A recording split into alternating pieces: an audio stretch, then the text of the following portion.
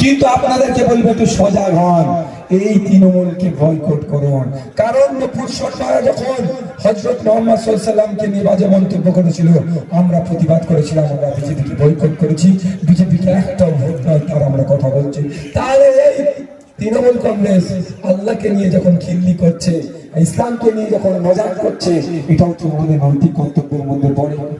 আমরা যখন ভুলে যাচ্ছি না, নূপুর শর্মা যখন মুসলমানদের ধর্মপ্রাণ যিনি আছেন হযরত মুহাম্মদ সাল্লাল্লাহু আলাইহি ওয়াসাল্লামকে নিয়ে বাজে মন্তব্য করলো, আমাদের তখন কি দেখেছিলাম, আমাদের রাজ্যের মাননীয় মুখ্যমন্ত্রী কি বলেছিল যে এটা দিল্লির বিষয়, দিল্লি বুঝে নেবে। মাথায় আছে তো? মাথায় আছে তো? জবাব দেওয়ার সময় এসে গেছে। হ্যাঁ, দিল্লির বিষয়, দিল্লিতে বুঝবো, বাংলাতেও বুঝবো। দিল্লি ভারতের বাইরে নয়, ভারতের যে কোনো প্রান্ত থেকে যে কোনো প্রান্তের বিষয় আমরা বুঝে নেওয়ার জন্য প্রস্তুত আছি। তবে একটা কথা, মাননীয়া যখন দিল্লির কথা বলেছে, মাননীয়ার উদ্দেশ্যে বলি, এখানকার ধর্মপ্রাণ মানুষেরা প্রস্তুতি নিয়ে নিয়েছে। মাননীয়ার লোককে আর দিল্লি পাঠাবে না, এখানকার মানুষের লোককে ডাক্তার রহমান বিশ্বাসকে দিল্লি পাঠাবে।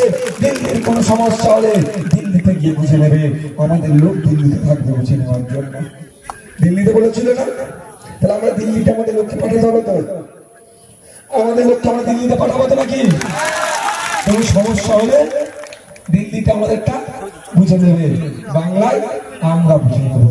আমরা ট্রেন ভাড়া করে দিল্লি যাওয়ার আমাদের ক্ষমতা না, আমাদের মধ্যে এক পাঠাবো, ওই বাকি 542টা বুঝে নেবে। ভুলে যাচ্ছি আমরা।